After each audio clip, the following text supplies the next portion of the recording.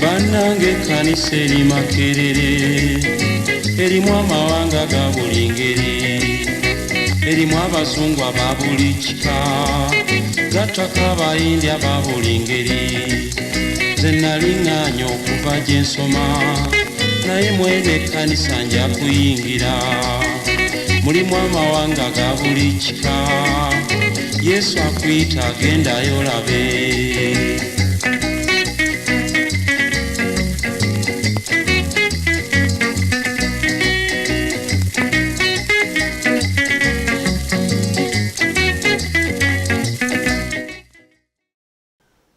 Munango mulungi nnyo omwagalwa mu Kristo Yesu mukama waffe. Eno ye Kampala, Uganda.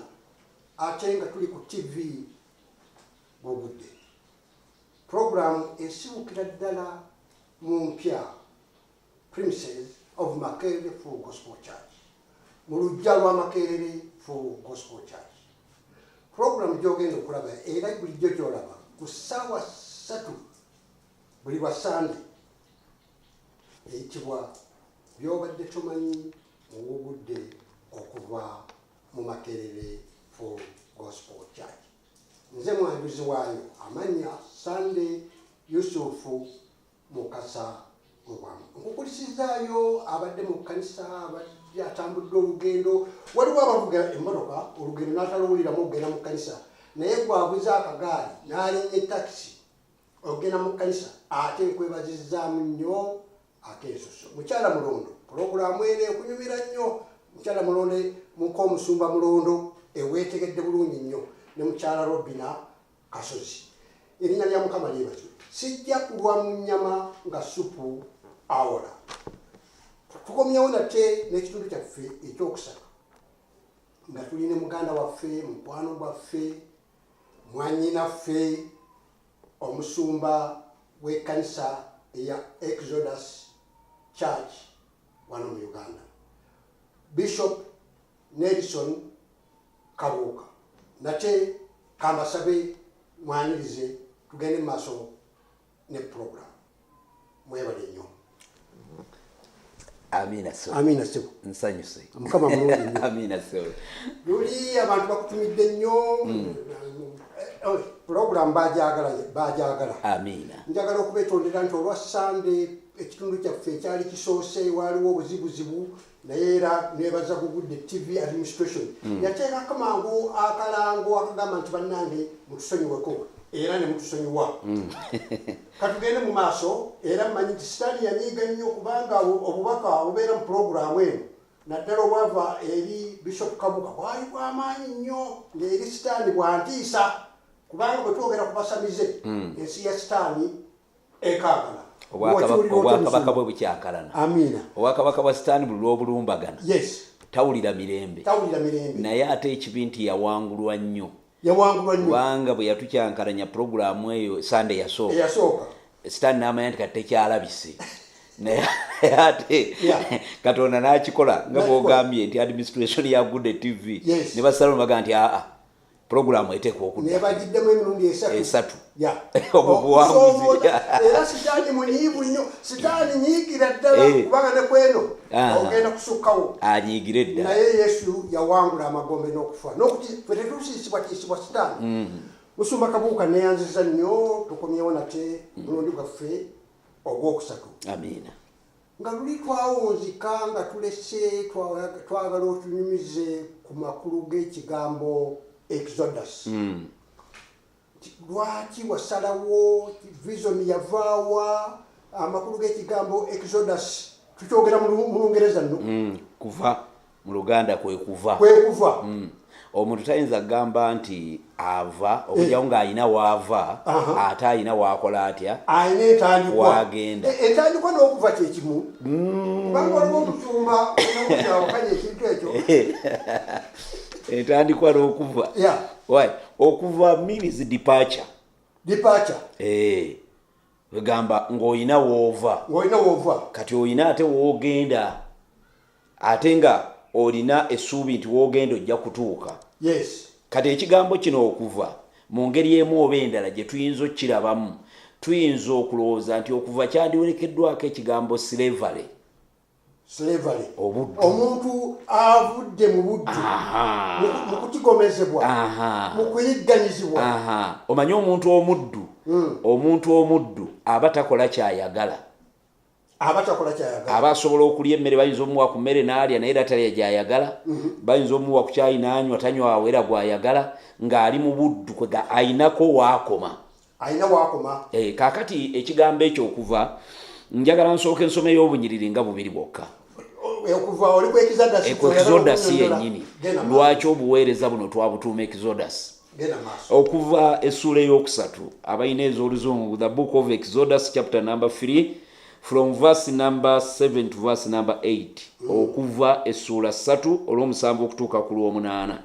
Olunya olw'omusanvu agamba bw'ati: Mukama n'ayogera nti, ndabidde ddala okubonaabona kw'abantu bange abali mu Misiri, ne mpulira okukaaba kwabwe ku lw'abo ababakoza. Kitegeeza waliwo ababaleetera okubonaabona. Oluzungu yolooza yate yanjawulo nnyo. Ku lw'abo ababakoza kubanga mmanyi ennaku zaabwe. Essuula 3 chapter 3 verse 7. Kaakati olunyiriri olw'omunaana okandusomere ddala. Mukama agamba ati olw'omunaana, era nzise okubawonya mu mukono gw'Abamisiri, okubalinnyisa okuva mu nsi eri bayingire mu nsi ennungi engazi, mu nsi ejjudde amata n'omubisi gw'enjuki, mu kifo eky'Omukanani n'eky'Omukiiti n'eky'Omumooli n'eky'Omuperuzi n'eky'Omukiivi n'eky'Omuyebuusi. Kakati olunyiriri luno olw'omusanvu Mukama agamba ndabidde ddala okubonaabona kw'abantu bange. Webale nnyo. And the Lord said, I have surely seen the affliction of my people which are in Egypt, and have heard their cry by reason of their taskmasters, for I know their sorrow. Kakati oli ayinza okubuuza nagandi musumba lwaki obuweereza mwabuyita kuva? Ate ekigambo kino Exodus obuweereza buno bwe tubutuuma Katonda ng'atuwadde erinnya kuva naye ne musumba Luutu. Omusumba Joseph yawummula.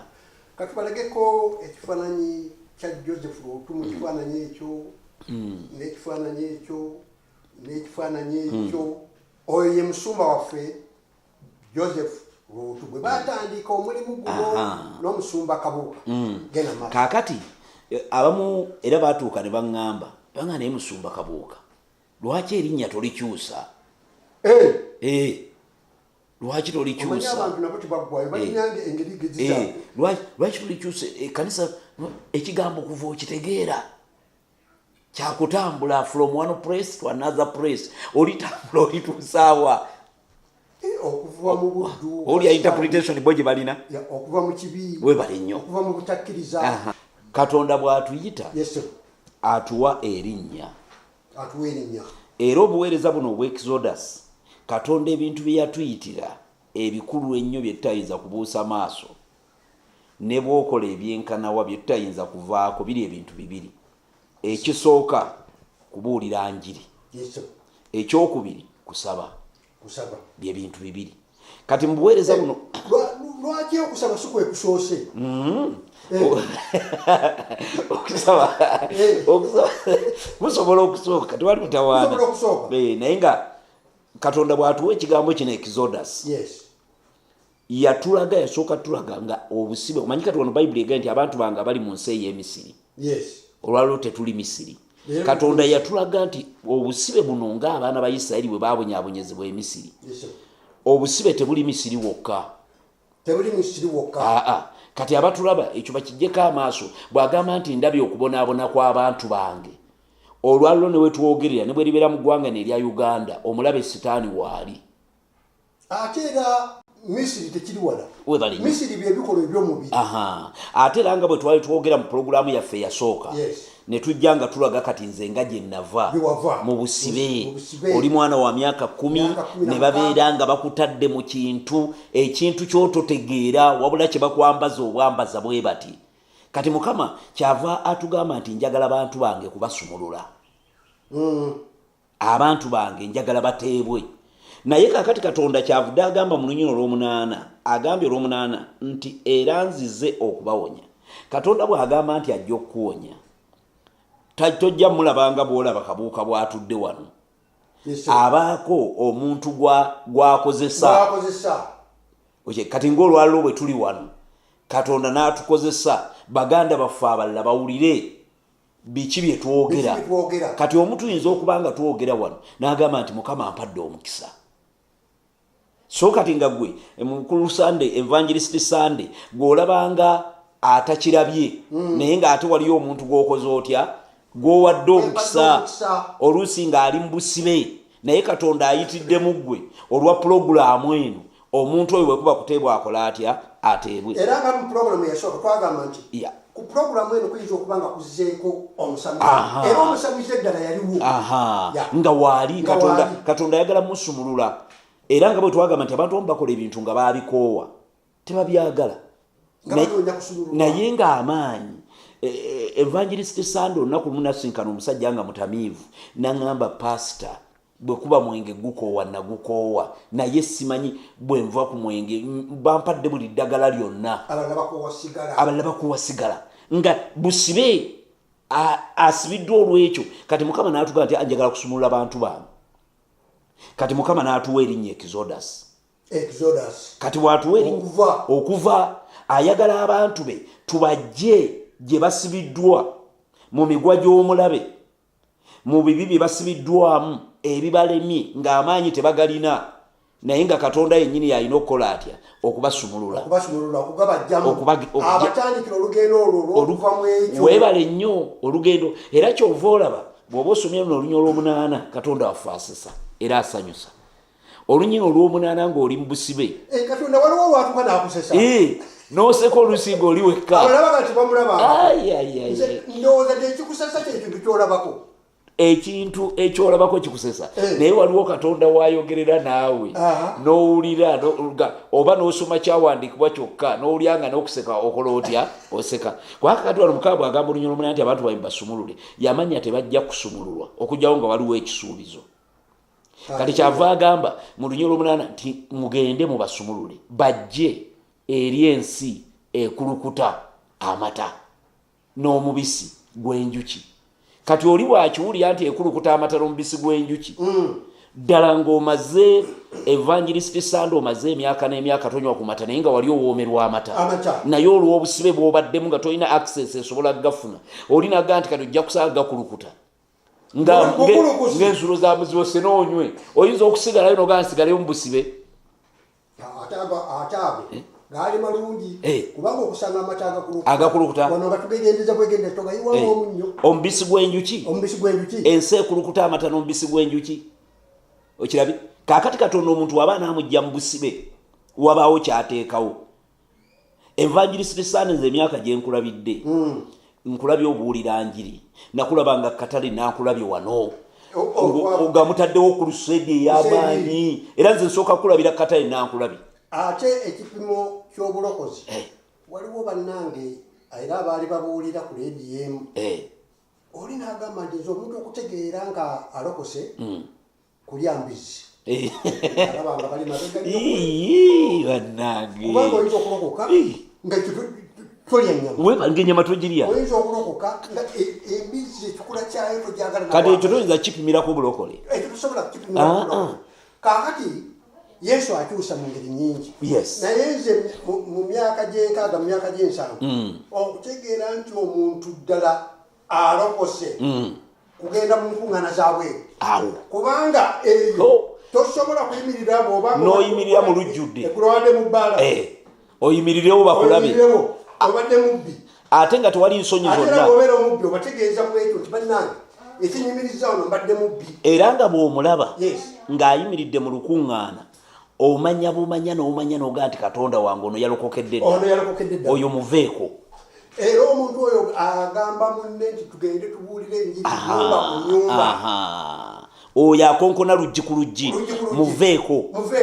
Kaakati Yesu yamuta ekyo Katonda kye yatuwa mu buweereza buno obw'Exodus.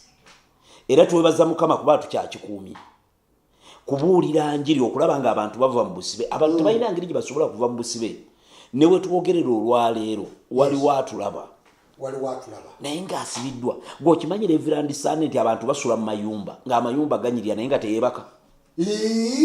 N'asula ng'awawa mukaati ayinza n'okuboggola baneiba ne bagamba yaguze embwa naye nga mu nju temulimbwa. Abantu abasinga okubonaabona bamwambala masuuti asobole okulabika obulungi naye nga bwaddeeka ntalo kuyomba.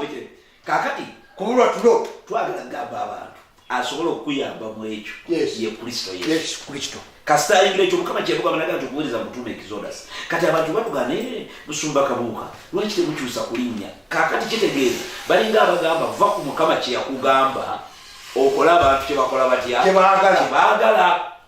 Ekya Mukama kireke gwesanyusa abantu. Kaakati obuweereza omukambwe yagutuwa twalina Omusumba Joseph Luutu. Omusumba Joseph Luutu netambula naye enjiri neebuulibwa Mukama n'amukozesa ekiseera ne kituuka Mukama n'akola atya n'amuwummuza. Bw'awummula abo abantu bajja gyendi abantu baga nti ssebo ono obuweereza bw'olimu bwakuva. Ne baziira bya bali kuba bya Musa yawummula. Musa yawummula. ebyokuta erinnya lino babireese ate bayibuli eno munnaabwe nze yansobera buli olyagala okuwolereza weekiri ayagala okuwolereza ekirungi weekiri n'ayagala okuwolereza mu bubi asobola okukyusa olunyi lwe n'alunyonnyola nga bw'alukola atya nga bw'alwaga n'omubbi kubanga waliwo Yesu wayogerera ku babbi nti osobola okusiba ennyumba yo kubanga omubbi asobola okugimanya kati omubbi ayinza okugana kyabwe batumanya ne Yesu yatumanya. N'olwekyo awo obuweereza obwo erinnya bwetyo bwe tulifuna Mukama n'alituwa ne tubutambuliramu n'okutuusa olwaleero enjiri ekyabuulirwa ate n'okusaba. Haleluya. Erinnya lya Mukama yeebazibwe nnyo. Bishop Kabuuka eno Exodus Ministry mubadde mutambudde n'Omusumba Joseph Luutu. Musajja mukakamu musajja yali mukambwe ku kigambo nga mukambwe nga tozanyira waawo ekyo nga wo olabira obukambwe bwe. Joseph Luutu yani Joseph Luutu nze kumusinkana naye ng'azaalibwa Nakasozi we wali obuzaale bwabwe. Era nze okumusinkana ku bazadde be yasooka okumba yandaga Dr. Kiberu waali alina clinic enansana awo asingansana namuŋŋoona. Kaakati Omusumba Joseph Luutu yalokokera wa Musumba Simeon Kayiwa yetaatawo omwo yambuulira enjiri n'alokokera nga bwetwala mu puroguramu ey'okubiri twakwataganira mu njiri. Enjiri yetugatta we tulabaganira kwaze nali simumanyi ate nga naye takola atya nzolo nga nkakalabya mibirimu gyange mu gavumenti ate nga nakubuweereza akola ntya mpeereza. Kakati awo tukwataganira mu njiri. Kati bwe tusinkana mu njiri bwe tukwataganira Musumba Luutu we musinkanira ng'alina abaana babiri bonna nga balenzi. Omu Junior Sempeebwa omulala David Kigonya. Era bonna we bali. Sempeebwa alina pharmacy Nabbingo wali. Kigonya ye ali mu byuma mu recording alina studio recording abayimbi. Kakati ekinsanyusa nti Yesu bakyamwagala. Ekyo ekinsanyusa. Kakati nawe namusinkanya Musumba Luutu ng'ali ne batabani be babiri abo yali talina mukyala we baali bayawukana bwe yalokoka. Kakati nga ali mu njiri ali mu kuweereza. Kati nze awo bwe musinkanira ne tubeera nga tutambula. Maama we yali nansana awo we yali awo ne baganda abamu nga balina asanaawo mama we yali ne mama we naye nawummula mama we yasooka okuwummula nga musumba Lutu nawummula kakati naawe wentegeerera omusumba Joseph naye nayagala ku musumba Joseph Lutu yali musajja gwe nayigirako ebintu ebimu ekisooka obumalirivu nze nabulaba nnyo nga bw'agamba nti anaakola ekintu nga tolina bwojja mumugamba ne bwewaba tewali wadde ekikumi nga mwe muyinza omutunuulira bwe muti ne mukanaye bannange ono byayogera tugenda kikola ekyo tugenda kuteeka ku luseede ekasubi naye nga tetulina byuma tetulina sentezigenda kupangisa byuma naye nga yamaliridde ate mumalirivu ogenda okulaba nga mukama nekikola akikoze atya akikoze nga sente z'ebyuma zirabise oba waliwo oluganda omusumba waddeyo ebyuma nagamba biwadde mugende mubuulire ki enjiri ekyo nakimuyigirako nekyokubiri kye namuyigirako yali musajja musabi ng'obuddemu oba okusaba tobuzanyiramu nga yasookayo era ye nga siye basumba abasumba boolaba noga nti asooka atuule waatudde eri bagere mu maaso yayingire mu kiseera kyakubuulira waliwo nemuze oguzze mu makanisa gaffe Pentecostal Church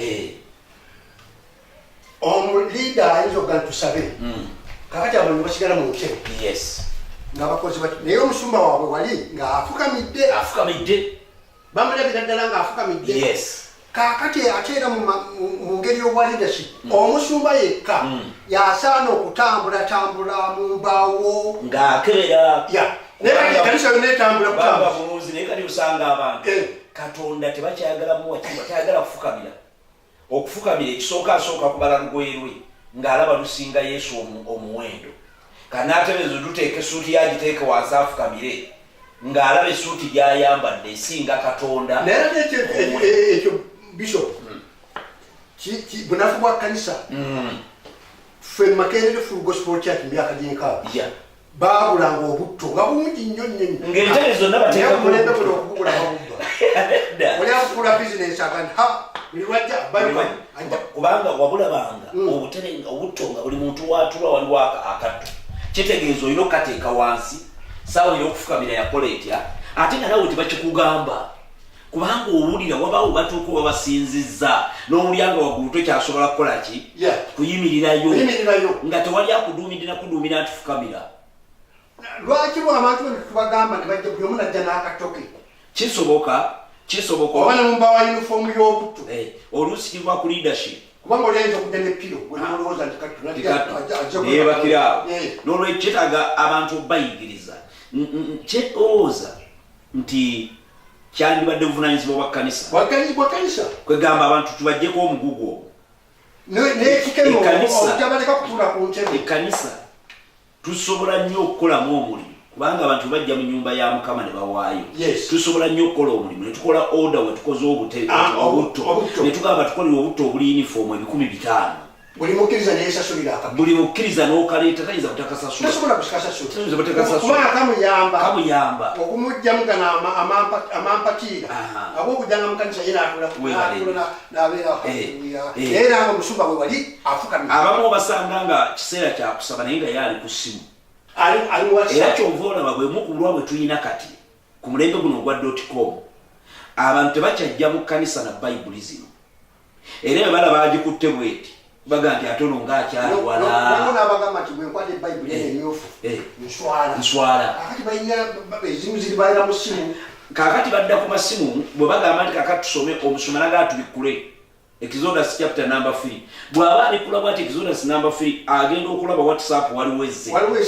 oyinza mulowooza nti anaagenda ku Exodus 3 ng'alabye waliwo WhatsApp ezze wano asooka naga kamalirize kano agenda okukamaliriza ati ng'olunyiri bamaze odusoma nga n'obasomye tategeerawo gw'omusumba olowooza nti ali ku kyawandiikibwa era nsaba abasumba batulaba ali mu YouTube n'emikwano gyaffe tetugaanye.com mulungi naye abantu mubakubiriza ekitabo kino hard copy Mukama yagamba Joshua ati ekitabo ekyo eky'amateeka tekivanga mu kamwako nga bwe mbadde ne Musa bwegenda okubeera naawe amina simba wakakyawo tukomawo ne Joseph muwunzike tugenda ku kirala nga twagala okugendako mu birango byaffe tuwumulemu n'okunywa ku lwendo lw'amazzi era programu eno byobadde tomanyi munnange omuwuliriza era omulabi omulungi oweeriddwa omukisa bw'oba oyagala okulanga ekirango kyo kya njiri kya crusade jangu obwobudde administration ejja kuwulira ekyokola katugendeko obulamu bwaffe webale nnyo mbalamusizza nnyo mwebale okubeera ku Gugudde TV programu byobadde tomanyi ebatuusibwako buli lwa Sunday essaawa 3 ez'akawungeezi eyogera ku byafaayo by'entandikwa y'ekkanisa ya Full Gospel Church mu Uganda oba Gugudde oba Mungu Mwema baleetera olugero ebyafaayo okunyumya ebijjudde ekipooli buli lwa Sunday essaawa 3 ez'akawungeezi ng'ogisubiddwa ku Sunday njagala ogiddemu ku Lwokubiri essaawa 4 ez'okumakya nkiddamu buli Lwakubiri essaawa 4 ez'okumakya programu byobadde tomanyi mu Gugudde okuva mu myaka gy'enkaaga nange omwanjuzi waayo Sunday Yusufu Mukasa Lubwama Mukama abawa omukisa. Eno ye Gugudde TV tubaniriza nnyo nate okukomawo mu bulango bwaffe obwo obubadde obulungi era obw'amakulu programu gy'olimu eyitibwa byobadde tomanyi mu Gugudde okuva mu myaka y'enkaaga programu ya byafaayo ekwata ku njiri nga bwe yajja mu Uganda tuli ku makanisa agatali gamu naye nga twasookera mu Makerere Full Gospel Church gye baakazaako Gugudde kino kyekitabo mwe tujjira ddala emboozi eyo bakiyita The Gospel of Power nga kyawandiikibwa omusumba waffe omulungi ennyo ne mukyala we Pastor Lezel omukyala Audrey Lezel boogera ku buwonvu n'obuddo okuva n'entandikwa ya Pentecostal Church mu Uganda era eyakola amatabi amangi okuva mu Pentecostal churches mu Uganda nyingi nnyo era zekutuusaako mu programu eyo bwe tuli naye si mulala ye musumba waffe Bishop wa Exodus Church wano mu Uganda Bishop Nelson Kabuga tugenda mu kitundu kyaffe ekyokubiri tusaaliddwa nnyo nti mu kitundu kiri gwe atwegasseeko oyinza okuba nga okisubiddwa naye kino katweyongereyo Musumba Kabuga kulikayo obuweereza obw'ebirango tumalireyo ku musumba Joseph Lutu mu budakiika 3-4 kati byemu ku bintu byenamuyigirako okusaba yakwagalanga era nga bw'aba agambye nti kati ne bw'aba ayingidde mu kisenge kye kusaba ng'essimu ne bwevuga tagikwata nga tagikwata kati ekyo ne mulaba yawa nnyo Katonda ekitiibwa n'obulamu bwe ng'era bwe tugambye nti ye mu kkanisa nga tewali amusooka ayagala okola buli kintu kyonna kitegekeddwa buli kintu kyonna kiri bulungi era yatugambanga n'agamba nti Yesu teyampita kuweerezebwa naye yampita kuweereza. Haleluya. N'agamba abaweereza abo bonna balina kulabira ku nze kati nze bwe naatuula eri mu ntebe ninde buli kintu kyonna kimale kukolebwa njagala ndaye buli kintu bwekikolebwa ekitateredde mbagambe wante ekiteredde bayigire ku nze kati ebyo byenamuyigako yabizanyemalire. Pastor Joseph Lutu kati ali mu kitiibwa ne Yesu mujjukira bulungi nnyo nti yayagalanga nnyo ennyimba ez'omu butabuzi n'empanvu ez'ennamirembe ezo ezikola amakulu zamukoleranga nnyo ate nange ye vision yange ne bwe yayimirira ku crusade yes ng'ayimiridde bw'ati ku crusade nga ate ayina endala zaleeta aluyimba n'alumalayo n'alukuba eri aluyimba we lutandikidde yes n'aluyimba n'alusunsula n'aluzeeno lukaloka nga lulokola okuyimba olwo olwoloka oluyimba yanyumirwanga nnyo okuyimba ennyimba ezo kawali oluyimba olwamunyumiranga ennyo olugamba naye kulw'ebikolwa ebituukirivu tetuyinza kulokolebwa abisiima Katonda naye tebiyinza kutujjako musango gwaffe nalyokaga mutunule munawona mwena bwe mukkiriza Yesu munawona kakano mwena olw'enjiri neyaka naye aba Pentekote n'ennyimba zaffe zitwale zirimu mu jeri Yesu tewali munsi muno obulongoofu ku musalaba kwe yafiira ezo mugeze muzidiba anti mutawana we guli mwagala zino eza intaneti zino eza Facebook nyangu yangu ezo enyimba ezo zirimu obubaka zemuwujjawujja zino enyimba zirimu obubaka obw'amaanyi era zenyimba eziteetaaga kudibya kubanga bw'ozitunuulira message ezirimu n'otunuulira n'ennyimba ez'emirembe zino eziriwo tetugaanye nungi naye ennyimba zirina amakulu era kyova olaba nze mu kkanisa siyinza kukkiriza zidibya haleluya ekyo sikikkiriza bwekwayeyo giwaayo nyimba mmeka okuyimba kubanga kyalibadde kirungi kubanga omulembe guno gwabavubuka mu kkanisa yaffe tosobola kubakaluubiriza mu kiseera kugamba nti muyimbe ziri ennyimba empangu naye waliwo ate era kyalibadde kirungi omusuma nagandi buli lwenunayimba lwaki muyimbe ku nyimba ezo nakigezaako naye ndaba nga mbakaluubirizanga oluyimba lumu mulekeyo oluyimba lumu nakigezaako ndaba nga mbakaluubirizanga bw'oyogedde ne ŋŋamba kati sijja bakaluubiriza nyina obudde bwange era bwemba naagenda ku kituuti abayimbi bonna tebavaawo omukadde akwatira ku mmere tebavaawo bonna kaakati nze nereeta oluyimba lwange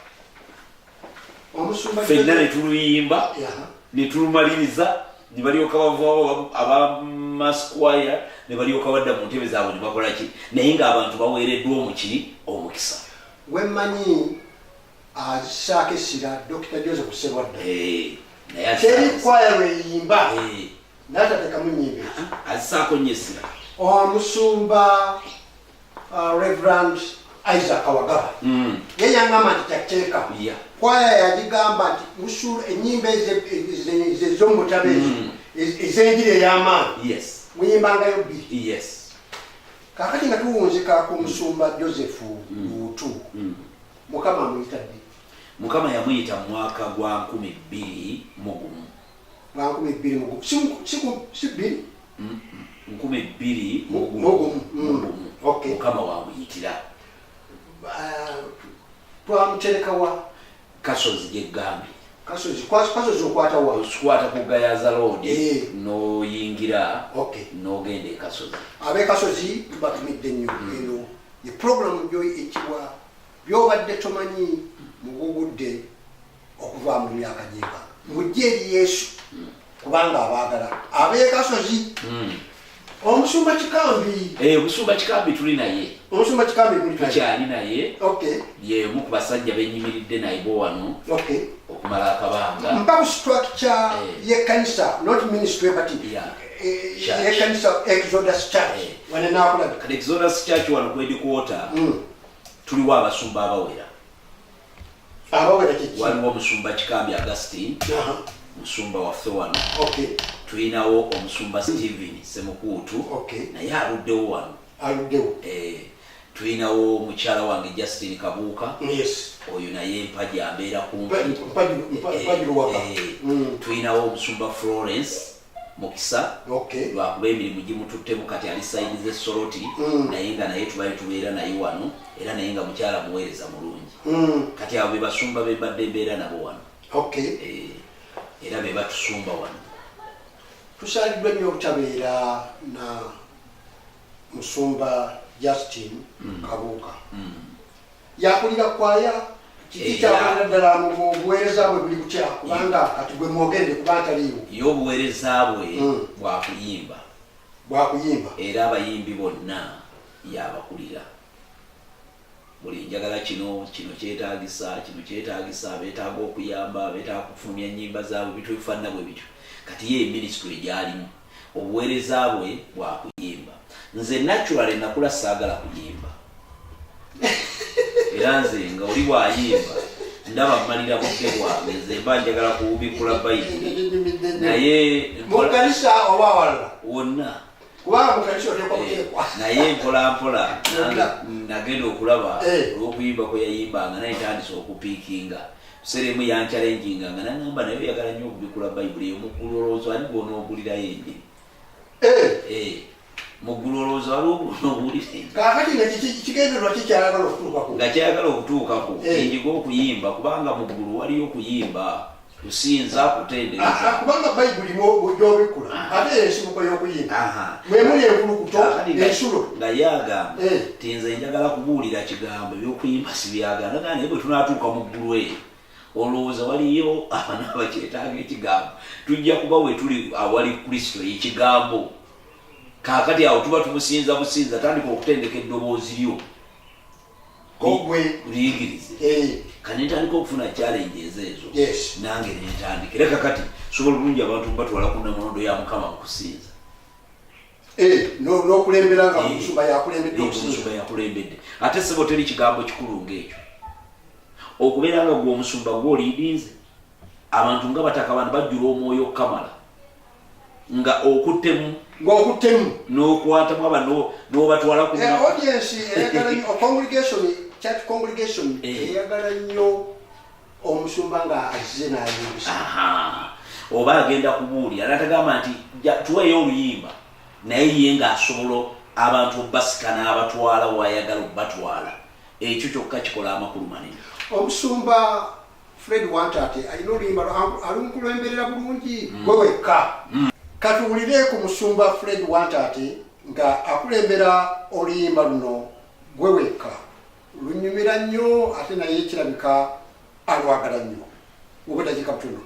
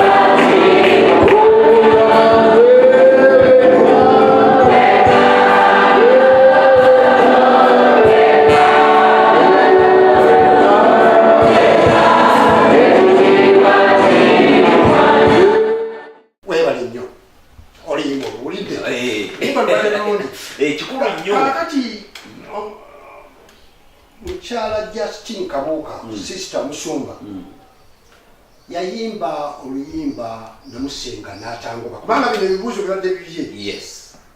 Yabiyimba asinziira ku ki gwenga munne mukwano gwe? Yatunuulira bwe yali ekisooka yali musiraamu. Ekisooka yali musiraamu.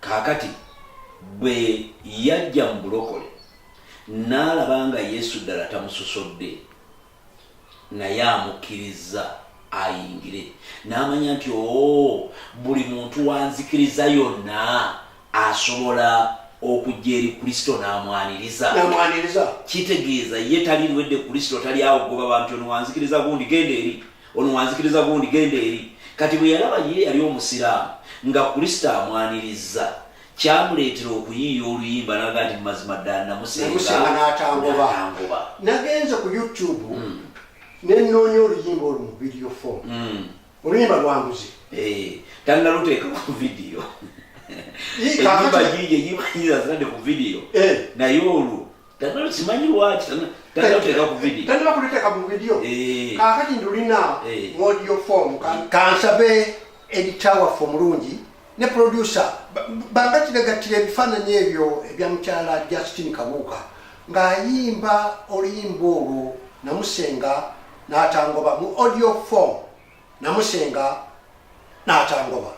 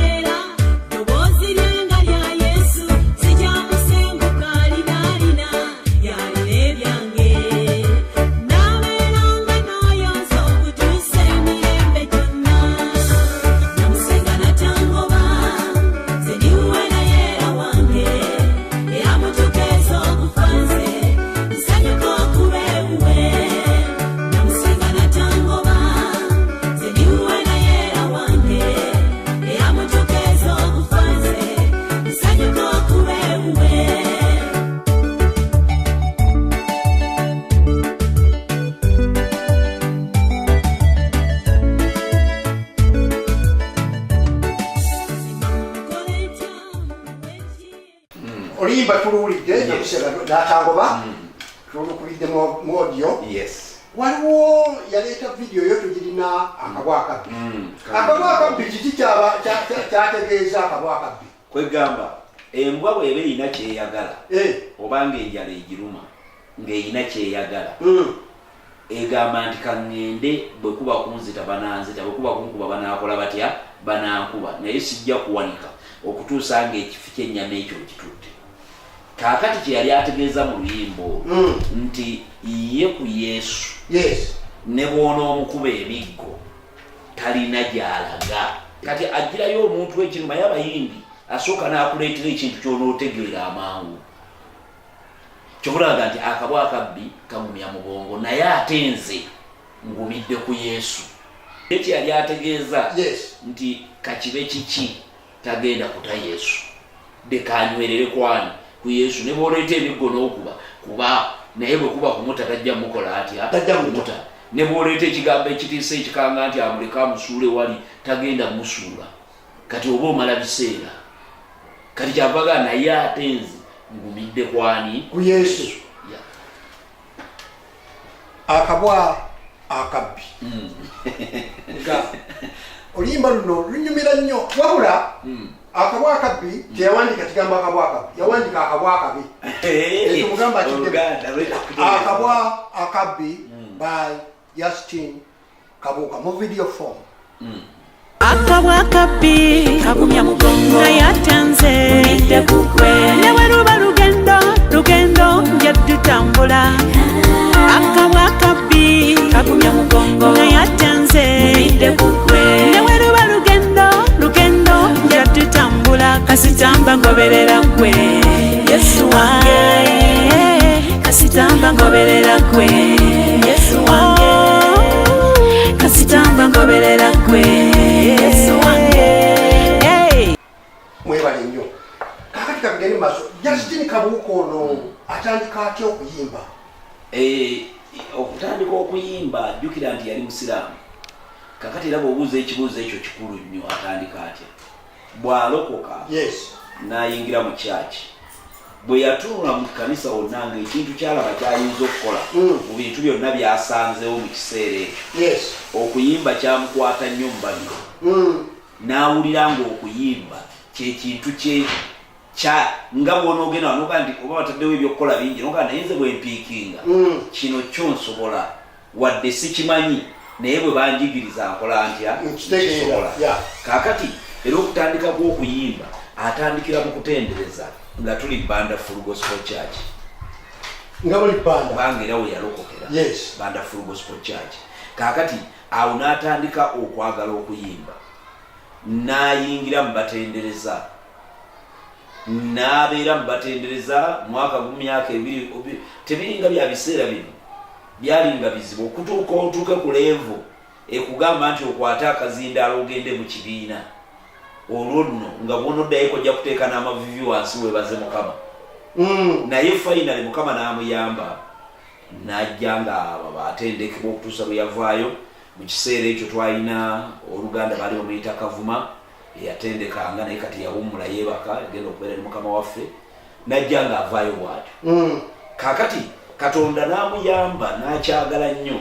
Ate ekisooka kye neebaliza Mukama ku mukyala wange kwegamba yali musiraamu naye kati ennyimba z'ayimba tewali amuyiiza tewali nti oba amuyiize yayimbe kubanga mu nnyimba waliwo okuyiiya waliwo okuwandiika. Kaakati ye ayinza okusimuka ekiro n'omulaba ng'akutte ekitabo ng'atandise okugalangata naawe ate kati essimu zajja tasooka na kuwandiika osooka okuwulya ng'atandise okuyimba ng'alikodinga ku ssimu ye. Kati namubuuze nagati kakati kinyamba nnyo eddoboozi eri mba saagala likole litya kaakati awo natandika okuwandiika. Yaŋŋamba oluusi yabanga nga ye ali mutulo n'alaba malayika nga batandise okuyimba. Kaakati webayimba agenda okusimuka nga nebibayimbi abitegeera ng'atandika kuwandiika n'eddoboozi ng'alimanyi nga amangu agali likodinga ku simu. Kati ennyimba ezo zonna z'alina azeewandiikira. Kati ennyimba ezo bwaziwandiika n'agenda ng'alisevinga ku simu. Kati ye kyakola kufuna bantu bamuyambako. Waliwo omukyala abadde mpagi nnyo abadde mukwano gwennyo abadde amuyambako omuyita Florence Mukwaya. Kyalo oyo muyimbi mulungi n'abayimbi abalala badde bamuyambako naye nga ye ennyimba yazikoza atya yaziwandiikidde yaziyiiya n'azimuwa n'aziwandiika era ennyimba ze mbitabo mwezi lisigamba nti yaluwulidde gindi n'aluyimba oba gundi yamuyiyiriza n'amuwa. Ffe ababeera ku TV ng'eyabo budde tulaba balabi luyimba nga luyimbibwa. Kimutwalira ki okukola oluyimba olwo? Oluusi tulaba ali ku lusozi wano, oli ali ku kyalo kino, oli ali ku kyalo kiri. Ekikusitinga kirimu ssente baba alina okiteekamu ssente. Ate kati okuyimba kw'ennaku zino kuzibu. Luli okuyimba bakuteekangamu ssente ate nga bakufunamu ssente. Naye kati okw'ebiseera bino ekikwewuunyisa oluyimba oluusi lugenda okuvaayo mu studio agenda oddufulumya ng'olwatuuse Edembaale ne weebuuza Embaale emutuuseyo ntya tannaluyimba naye ab'Embaale balukuba ku street. Kaakati kye tumanyi oba n'aba studio luli mu kyokero ng'eri ku street bakukola bati. Waliwo olumu yali afulumiza ne bamukubira mikwano gy'abalisaidizi bati we bali kufulumya luyimba tuluyimba ki alubabuulira naye nga tannalujja naye mu studio. Tekimumalamu maanyi kimalamu amaanyi. Kati bwe buzibu obuli awo kyoteekamu ssente nnyingi oba vidiyo ng'eyo n'ofuna kamera emmotoka ebifo by'ogenda okutambulamu ssente z'otaddemu naye ate ne weekanga nga tosobola kuggyayo ssente ezo. That is a challenge gye balina. Ng'ezo ssente tosobola zikola otya kuziggyayo. Kaakati bwe buzibu okuggyako n'ogaa nti leka bwe kuba kuweereza kubanga kirabo kye n'ogaa leka mpeerezaani Mukama. Mukama mulungi nnyo. Mukama akuwadde omukisa. Tuli musajja mufumbo. Tubuulireko tuzeeko emabega myaka 2 egiyise giyinza obutawera naye giyinza okuwera. Obufumbo bwamwe bwa myaka emeka? Mukyala wange namuwasa mu mwaka gwa 1986. 86 giweza abiri. Tuli mu 3 plus. Muli mu 3 plus. Sanyu kyeri aliwo ku mbaga mu budakiika busatu nebitagenda bulungi okugalangatana ebintu tebimaze ebintu bimaze kumbaga okwo. Essanyu lyali lingi ku mbaga. Ekimu ebyansanyusa ku mbaga yange kwe kubeera nga mu kiseera ekyo nafuna essuuti eyange. Abantu abawasanga mu biseera ebyo ng'omuntu omu bw'abeera n'essuuti esobola okukola embaga 15 kasita nga ekkooti ekutuuka empale ne bweba mpanvu osobola okugikira oti n'ogikindikira n'ogisibamu oti ogenze ku mbaga nga kizibu nnyo okugula essuuti mu biseera ebyo. Oba Apostle Alex Mitala kwoli kuno kubanga ekkooti yagijja wala empale n'agijja wala mpozi oba naye ngatto alina olugero olwalimya bulungi era maaso musungu. Nze ekyansanyusa ennyo era mu meeting ekyesuuti twakisajja mangomugeza waliwo oluganda omuyita Masembe ayinza n'okuba tulaba nga ali bweyogerere kaakati nga yagenda okumpa essuuti gye yawasizaamu kasaba amala okulaba nga tusobola okukwata bulungi nebaga nti ekyessuuti temukireetana mu meeting naye mu meeting tuba tutudde bwe tuti olunaku lwalwa Sande ne wajja omusajja nze nabuulya mu saavisi esooka omusumba wange gye musimugoba nsonga mbuulye mu saavisi esooka ne wajja omusajja nga bamuyita Geoffrey Dabuli yali w'embaali naye ng'akola mu Bank of Uganda kati bwembuulira saamanya biki byamukwatako kati omusumba bw'ayimirira bw'ati tubeera okutandika saavisi eyokubiri yazzemu esooka agenda n'agamba nti meeting z'omusumba Kabuuka embaga bweggwa zigenda kugenda mu maaso kati Geoffrey Dabuli abuuza musumba Kabuuka yaani ne bamugamba yo yabuulidde yava okubuulira nga buli musajja oyo byenkuteko oba biki ebyamukwatako nange saamanya mu kiseera kaakati nga awalirizibwa abeerewo mu meeting ey'okubiri ayimiri mu saavisi ey'okubiri abeereko mu meeting ey'embaga era saavisi olwagwanga meeting etandika nga boogera twetaaga ebimerenge twetaaga ki era zezaaliwo zavaeyo mu nsanvu ng'embaga etaliiko mberenge eyo si mbaga twetaaga ebimerenge twetaaga ki kakati Geoffrey Dabuli agenda okuwulira teboogedde ku ssuuti kyava awanika omukono n'agamba abooluganda essuuti y'omugole yaggwa ono n'ayambala kanzu ne bamusirisa waliwo basisita abomanyi abaakajala bulaza totuzza amabega twabiyita budda byaga nti bano ekyembuuzizza nze ndi mugenyi waliwo okusoosa okujja wano naye kindese wano musumba ono bw'abuulidde ku makya ekigambo kimu totudde balanga naye nga akambeerewo kati kyembuuza essuuti yaggwa kakati bulaza omu era ninaani naga ati bulaza katukubuulya amazima essuuti teggwanga naye waliwo owooluganda eyawasa agenda ogimwazika bw'amala akola atya agizeeyo kati Geoffrey Dabuli agamba nze essuuti njiguze ninamugulira ssuuti mpya ekyo kyalinga kirooto ebyo mu mbaga bibeeramu nnyo twalina abantu babiri mu Makerere Full Gospel Church era omuwaali mulala bamuyita Dr. Bisimenyera omulala Mukama yamuyita yali mwami Dungu nga yali licensing officer naye abo nga bw'obalaba mu mbaga yo ne bayingirawo si ba bigambo ng'embaga yewedde si boogezi bo baagabanga nti jakuwa enamba bw'aba tagikuwadde mu buntu okusinga Dr. Bisimenyera ye olw'okuba ye yakolanga musawo wabisolo naye nti enamba mulunzi agikuwa butereevu ate ng'oliyo oli kasi Mukama abawadde abaana bameka mu dakiika 2 buli omu akola ki Mukama yatuwa abaana 5 mutabani waffe omukulu ye Sawulo Bisaso oyo musawo Sawulo Bisaso musawo waki yasoma diploma mu byamagumba n'agenda ku degree kati ali mu masters omwana oyo era akola bulungi yawasa era nyina muzukulu wange Sinsia Sawulo yabasinga omuwanvu obwo buvaawa omanyi abantu abawasa balina okubeera ne plan bw'obeera ng'oli musajja mumpi n'owasa omukazi omumpi famire ogisse bw'obeera ng'oli mukazi mumpi n'ofumbirwa omusajja omumpi famire ogikoze otya ogisse kati mukyala wange muwanvu ate nange era siri mumpi nnyo nange era ndi muwanvu ate nange nempasa omumpi naye nga ndi kasobya okirabye kakati awo famire oba ogikoledde kakati mutabani addako owokubiri muwala waffe bamuyita Daisy yasoma naye n'amala diguli ye era kakati n'afumbirwa era yanzalirayo kanzirayo wali bano abeekanankano bawadde magezi ki baawukanirawo bagende ekyo bakiyingira baamala ekyo kyaggwa Ero banga bomu mwe yagalirawo. Eyo fixe yagwa. Awo yabateeka. Naye gwatana kiyingira osobola okutereeza amangu ebintu. Waliwo naakulaba. Kakati ya girlfriend we ne boyfriend bonna bali ku size eyo abana bawangu benkana. Kakati awo tibafunyeemu endowooza eno kati ekirowoozo kya Bishop Kabuuka kitukoledde. Bwe baba bakyagadde bakitwale naye baba tebakyagadde nga bakwatagana dda basigale nga bwe bakola ki nga bwe bali.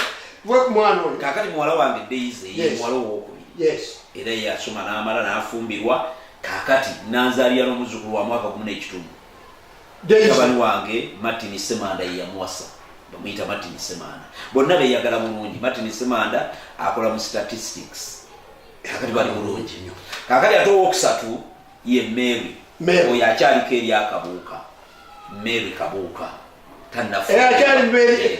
Yali mukwano gwange nnyo. Ekyana ekito ekyali enviri ennyingi. Twagala nnyo. Kakati Mary Kabuuka. Yakuze bulungi yasomera diguli ye. Era kati akola mu Equity Bank. Praise the Lord. Mwakoloye. Musumba nga tunaatera okunzika.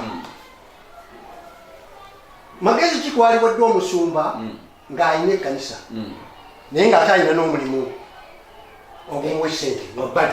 Kikulu nnyo omusumba bw'aba akola tewali amugaana kukola. Yes. Nze nkukkiririza amukola okuggyako ng'owulidde okuva eri Mukama nti komaawo naye bw'oba tokiwulidde pasita tewali kikugaana kukola ate nga n'okusumba okola otya osumba.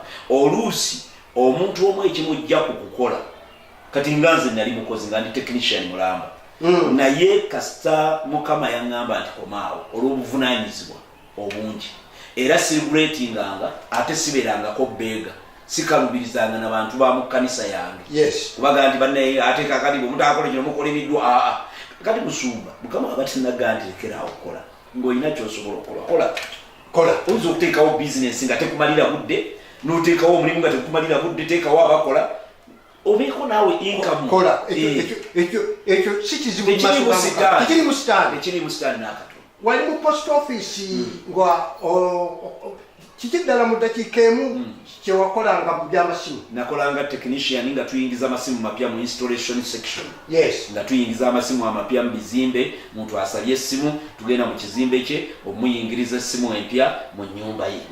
Twakolanga ekyo. Kakati ng'omuntu ayagala okweyeekeza n'agali Musumba Kabuuka afunye zikyali ezo. Lwe twakoleranga nga landline zokka ze ziriwo ng'omuntu ayinza okusaba essimu n'atwala emyaka 3 tagifunanga. Naye kati olwalo nayo baakyuka bw'osaba essimu ogifunira lunaku lumu kwa competition yakola etya kati abantu tekyalina budde bwebyo tekyabulira. Tunuulira ddala mu kamera eyo omuntu oyo atalina kusuubi mu Kristo. Omuntu oyo ali ku kitanda naye nga awulira ebigambo waliwo ng'awulira buulizi waliwo asobeddwa waliwo yeetaagira ddala Yesu Kristo mwena mumwetaaga baweeyo magambo gamu oba abasabire. Mikwano gyaffe abaagalwa Yesu kyekiddukiro kyokka. Bayibuli egamba lyekkubo n'amazima n'obulamu teryajja eri kitaffe okujjawo ng'ayise mu ye. Bw'obanga oli mulwadde ebintu bigaanye otabuddwa wagenda mu ggwanga emirimu gibuze wava mu ggwanga lino ogenda mu ggwanga ebintu bigaanye katusabeko Katonda wa Ibulayimu Isaaka ne Yakobo. Omusajja oyo ayinza okuba ali mu Uganda ayinza okuba ali mu mawanga malala. Tusaba Katonda wange taata omuwa okuganja omulwadde omusumulule ayagala Kristo leka Mukama wange taata ogulewo omutima gwe Kristo oyingire mu bulamu bwe kwaba oyingira ebintu bigenda kukyuka. Tusazaamu omwoyo ogw'okufa ogukutambulirako.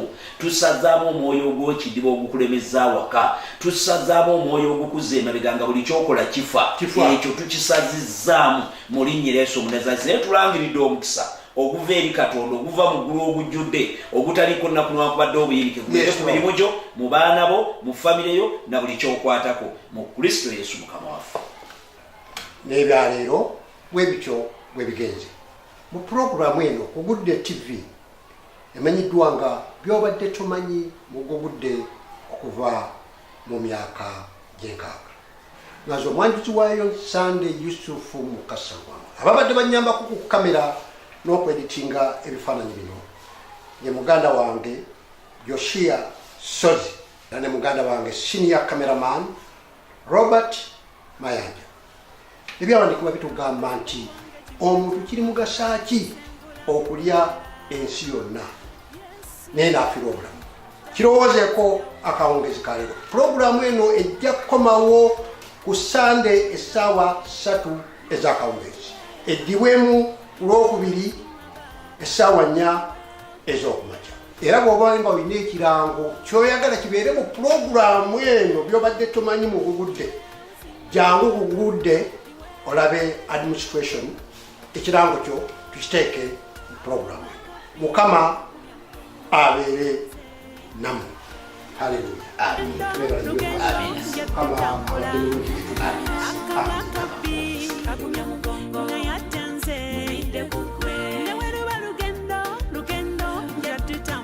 Kasitamba ngoberera kwe Yesu wange, kasitamba ngoberera kwe Yesu wange, kasitamba